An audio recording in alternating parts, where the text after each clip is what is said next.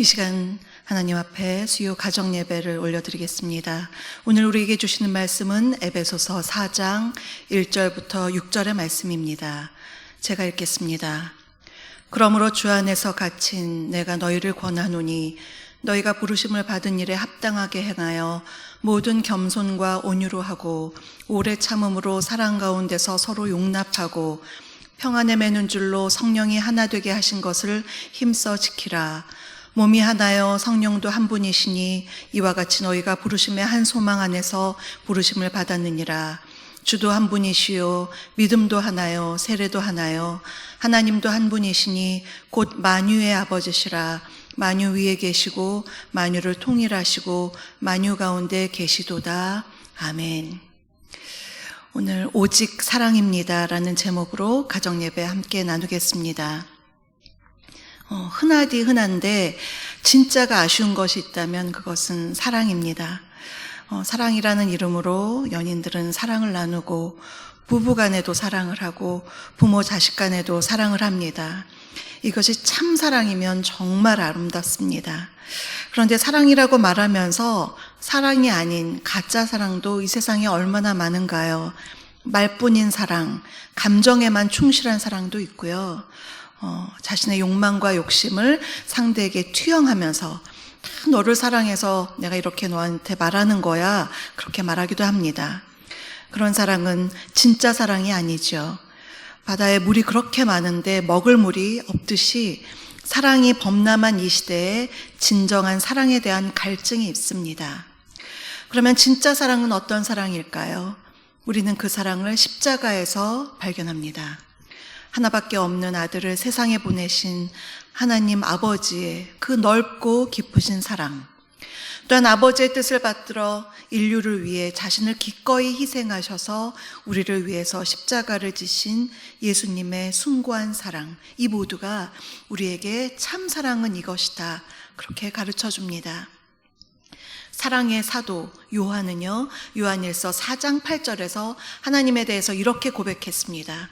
하나님은 사랑이시다. 그렇습니다.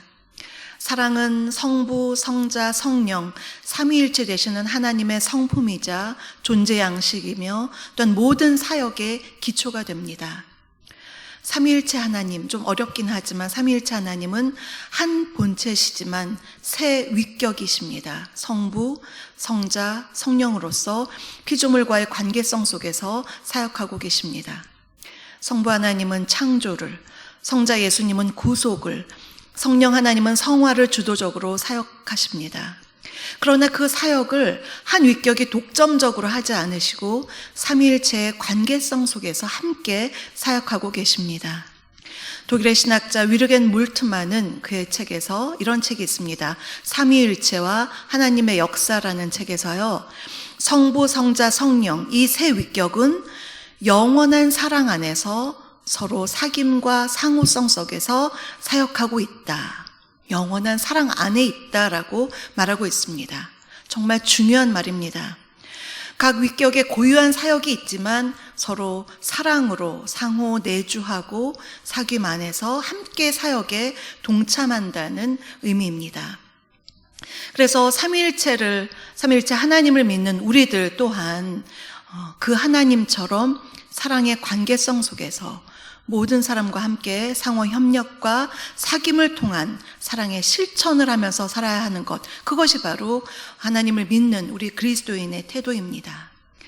그러면 하나님이 우리에게 허락하신 가정은 어떤 곳일까요? 아니, 어떤 곳이어야 할까요? 가정을 디자인하신 삼위일체 하나님의 관점에서 볼 때 가정은 그야말로 사랑과 헌신으로 아름답게 어우러지는 관계입니다. 하나님께서 아담에게 노동을 말씀하셨고요, 하와에게는 출산을 말씀하셨습니다. 이 모든 것이 다 자기 희생을 필요로 합니다. 서로가 사랑으로 자신을 내어줄 때 그 가정이 아름답게 유지되는 것입니다.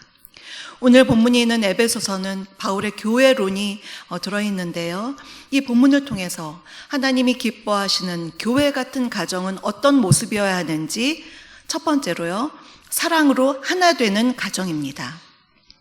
본문 2절을 보시면요, 제가 읽겠습니다.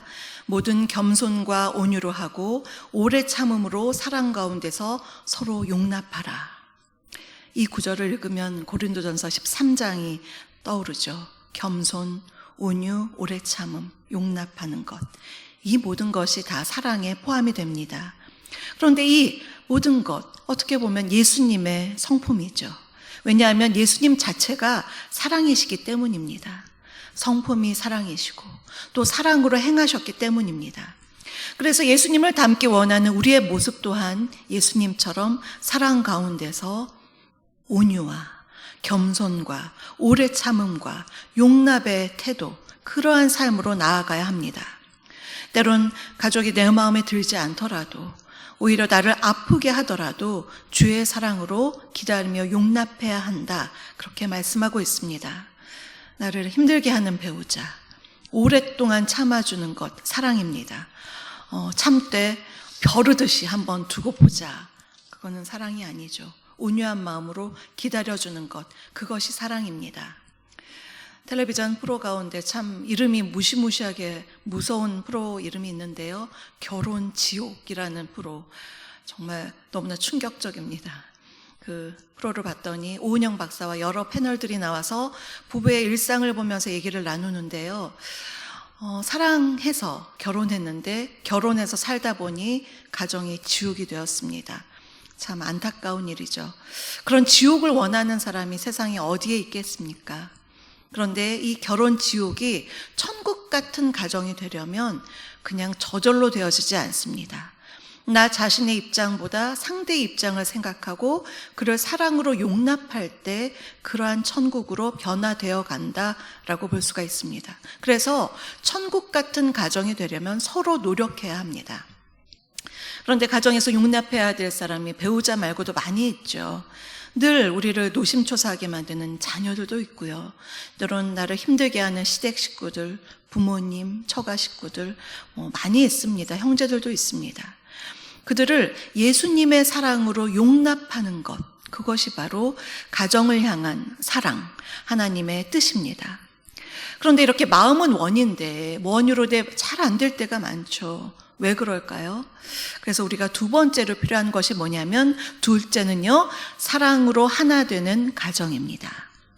3절을 보시면요, 평안에 매는 줄로 성령이 하나 되게 하신 것을 힘써 지키라고 말씀하셨습니다.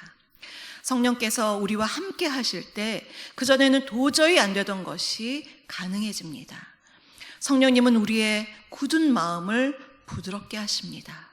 마음이 완고하여 가족들을 포용하지 못할 때 성령께서 우리의 굳은 마음을 만져주시면 부드럽게 되어서 용납할 수 없는 가족들도 용납할 수 있게 되는 것입니다.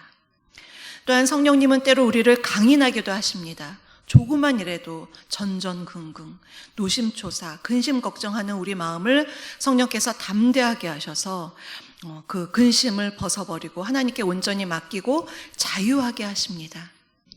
그러니 우리가 기도할 때 반드시 성령의 충만함을 기도해야 합니다. 지금 고난주간 특별 새벽 부흥회 지금 계속하고 있는데요. 여러분은 어떤 마음으로 참여하고 계십니까? 이 시간이 교회에서 매년 하는 하나의 행사로 끝나는 그런 의미가 아니라, 이 시간이 우리 가정 든든히 세워지고 회복과 치유와 부흥의 기초가 된다고 믿으면요, 이것은 엄청난 기회가 됩니다. 하늘이 주신 축복 그 자체의 시간입니다. 그래서 그 시간에 나와서 주님 앞에 엎드려서 새벽을 깨워서 기도하면서, 주님, 성령 안에서 우리 가족들이 하나 되게 하여 주시옵소서, 서로가 서로를 사랑하고 용납할 수 있는 마음을 허락하여 주시옵소서, 그렇게 기도해야겠습니다. 각자 나이도 다르고 생각도 다르고 취향도 다르고요. 아무리 내 뱃속에서 나왔지만 자녀들 다 다릅니다. 그럴 때 하나 되게 하는 것은 바로 성령의 하나 되게 하는 줄, 그것이 하나로 묶어줄 수 있다 말씀합니다. 그런데 이 하나를 위해서는요, 3절을 보시면요, 그냥 한번 지키는 정도가 아니라 힘써 지키라고 했습니다. 힘써 지키라, 원어의 문법을 보니까요, 명령형, 분사, 현재형입니다. 성령이 하나 되게 하신 것을 계속해서 끊임없이 지키려고 애써야 한다, 노력해야 한다, 그렇게 말씀하고 있습니다. 이제 셋째로 소망으로 하나 되는 가정입니다. 각자 개성을 지닌 가족들이 하나 되는 비결은 무엇일까요? 바로 한 곳, 하나의 소망을 바라보는 것입니다. 우리의 소망은 계시죠. 예수 그리스도. 그분이 우리의 소망, 바로 그 소망입니다. 예수 안에서 우리는 부활의 소망이 있고 천국 소망이 있습니다. 공통된 소망입니다. 그 비전이 우리 가정을 하나 되게 하십니다. 교회가 머리 되신 주님을 모시고 성도들이 한 몸을 이루듯이 가정도 마찬가지입니다. 주님을 중심으로 온 가족이 하나가 되는 것입니다. 히브리서 12장 1절에 이렇게 말씀합니다. 믿음의 주여 또 온전케 하시는 이인 예수를 바라보자. 그는 그 앞에 있는 기쁨을 위하여 십자가를 참으사 부끄러움을 개의치 아니하시더니 하나님 보좌 우편에 앉으셨느니라. 그분, 믿음의 주, 우리를 온전하게 하시는 분, 나 개인뿐만이 아니라 우리 가정을 온전하게 하시는 예수 그리스도를 바라보자. 이런 말로 우리가 가족들이 인사했었으면 좋겠습니다. 남편을 만날 때 오늘 또 아내를 향하여, 자녀들을 향하여 우리 함께 예수님을 바라보자. 우리 십자가를 바라보자. 그 사랑으로 우리 서로 사랑하자. 그렇게 서로 권면하고 얘기해서, 그래서 한 분 예수 그리스도 한 소망을 바라보면서 매일매일 성령 충만하고 사랑으로 충만하여서 주님의 기쁨이 되시는 저와 여러분의 가정이 되시기를 주님의 이름으로 축복합니다.